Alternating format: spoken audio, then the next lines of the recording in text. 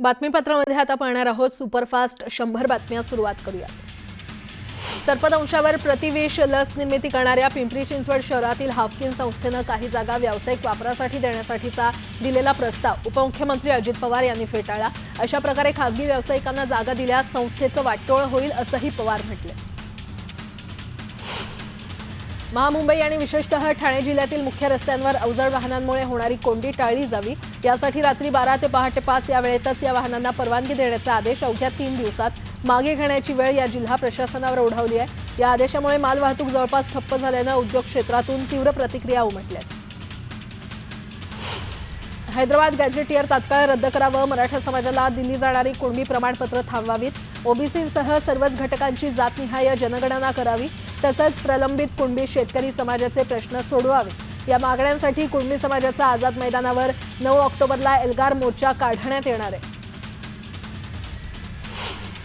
भटक्या जातींनी अनुसूचित जमातीच्या आरक्षणात घुसखोरी करण्याच्या प्रयत्नाविरोधात आदिवासी समाजानं एकवटून विशाल आक्रोश मोर्चा काढण्याची घोषणा केली आहे। येत्या 6 ऑक्टोबरला लाखोंच्या संख्येने आदिवासी बांधव रस्त्यावर उतरणार आहेत।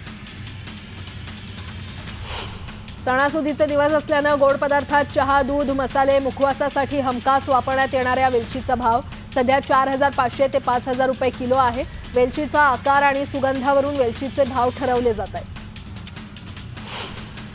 एल्फिन्स्टन रेल्वे पूल बंद झाल्यामुळे वाहतूक कोंडीबरोबरच प्रभादेवी आणि परळमध्ये पूर्व पश्चिम रेल्वे रूळ ओलांडणाऱ्या प्रवाशांसह नागरिकांना लवकरच दिलासा मिळण्याची शक्यता आहे।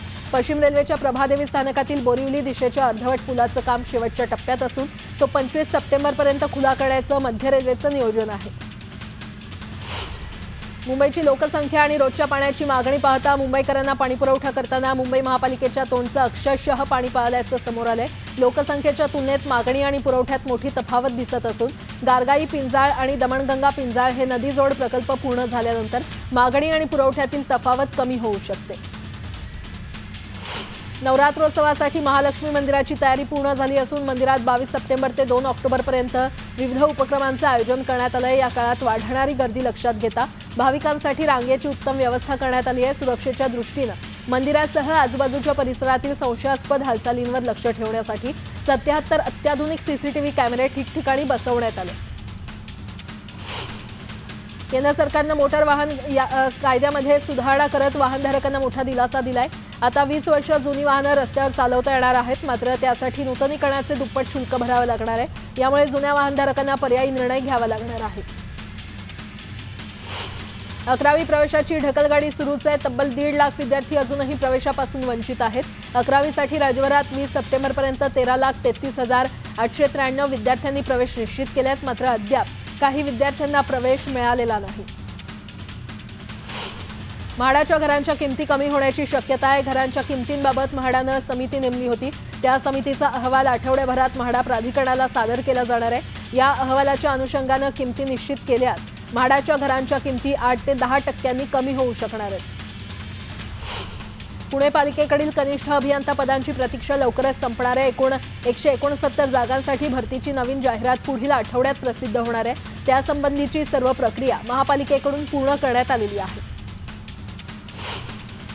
सोलापूर शहरात गणेशोत्सवानंतर आता नवरात्रोत्सवही डीजेमुक्त वातावरणात साजरा होणार आहे।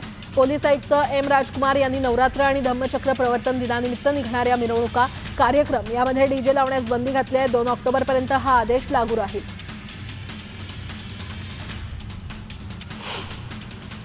आता एक मोठी बातमी, मराठा समाजाला कुणबी प्रमाणपत्र देण्यासाठी राज्य सरकारनं काढलेल्या GR विरोधात ओबीसी नेते आक्रमक झालेत। काँग्रेस नेते आणि माजी मंत्री विजय वडेट्टीवारांनी यावरून सरकारवर टीका केलेली आहे।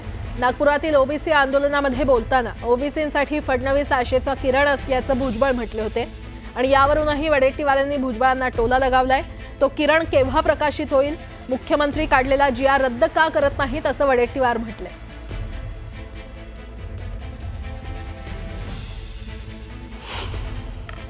मी तुम्हाला सगळ्यांना सांगतो, मंत्रिमंडळात सुद्धा एकमेव आशेचा किरण आहे हे देवेंद्र फडणवीस, की जे आज समिती पाहिजे म्हटल्यानंतर समिती दिली, ताबडतोब सांगितलं ओबीसीचे पैसे सगळे द्या म्हटल्यानंतर द्यायला सुरुवात झाली। हा एकमेव आणि सांगितलं त्यांनी की नाही खोटी सर्टिफिकेट असती तर त्याला सजा करू. भुजबळ साहेब का प्रयत्न करत नाहीत, बाहेर का बोलतायत? मंत्रिमंडळात बोलून तो जी आर कसा मुळावर आहे ओबीसीचा हे सांगून कॅबिनेटमध्ये त्यांनी तो जी आर रद्द करून घ्यायला पाहिजेत. मग आम्ही समजतो की आशेचा किरण हा मजबूत आहे, तो लोकांना प्रकाशित करत आहे, ओबीसीच्या हक्काचं संरक्षण आशेचा किरण करत आहे. आशा दाखवून काय उपयोग आहे? आशा दाखवून उपयोग नाही. आशेचा किरण नको आहे आम्हाला या सगळ्या प्रक्रियेमध्ये न्याय देणारा किरण पाहिजे. आगामी स्थानिक स्वराज्य संस्थांच्या पार्श्वभूमीवर युतीबाबत शिवसेनेचे आमदार संजय गायकवाड यांनी मोठं वक्तव्य केलंय. आम्ही भाजप शिवसेना युतीसाठी प्राधान्य देणार, मात्र ती युती प्रामाणिकपणे झाली पाहिजे असं गायकवाड यांनी म्हटलंय. स्थानिक स्वराज्य संस्थेच्या निवडणुकीसाठी 3-3 कोटींपर्यंत खर्च होतो. काही ठिकाणी तर एका व्यक्तीकडून 100 बोकड दिले जातात. पैसे खर्च करून मातीत जायचं का? आता स्थानिक स्वराज्य संस्था सोप्या राहिल्या नाहीत असं वक्तव्य आमदार संजय गायकवाड यांनी केलंय. आम्ही शिवसेना भारतीय जनता पक्षाच्या महायुतीला प्राधान्य देणार. आम्हाला भाजप शिवसेना युती पाहिजे, ती प्रामाणिकपणे झाली पाहिजे.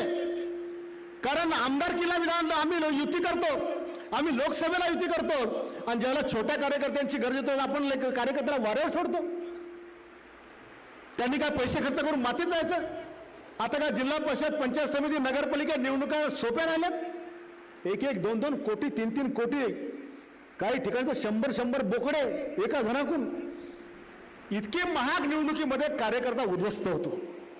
आणि म्हणून प्रामाणिकपणे आमची पण इच्छा आहे की जे धोरण चिखलीचं ठरल, जे मलकापूरचं ठरल, जे खामगावचं ठरल, तेच धोरण जर बुलढाण्यात ठरत असेल तर आम्ही युतीला तयार आहोत.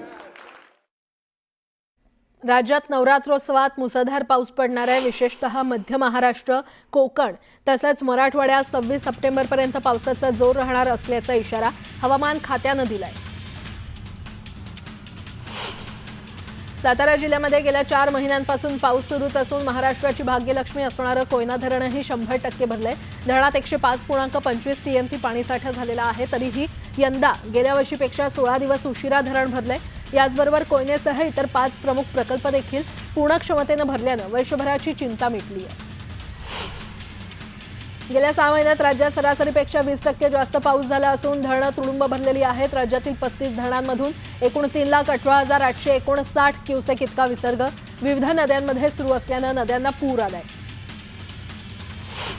खासदार ओमराजे निंबाळकर यांनी भूम तालुक्यातील साबळेवाडी परिसरात नुकसानीची पाहणी केली. गुडघाभर चिखलात उतरून वाहत्या पाण्यात त्यांनी पाहणी केली. साबळेवाडीतील तलाव फुटल्यानं 150 एकर क्षेत्र पाण्याखाली गेलंय. धाराशिव जिल्ह्याला अतिवृष्टीनं चांगलंच झोडपून काढलंय. त्याचा फटका धाराशिवच्या शेतकऱ्यांना बसलाय. अतिवृष्टीमुळे आल्या पिकाभोवती पाणी साचल्यानं पिकाची नासाडी झाली आणि त्यामुळे शेतकरी आर्थिक संकटात सापडलाय.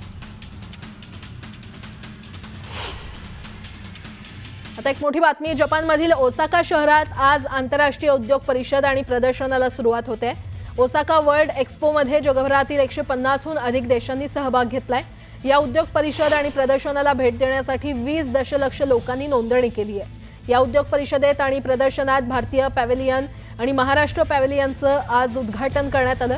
उद्योग मंत्री उदय सामंत यांच्या हस्ते महाराष्ट्र पॅव्हेलियन उद्घाटन करण्यात आलं.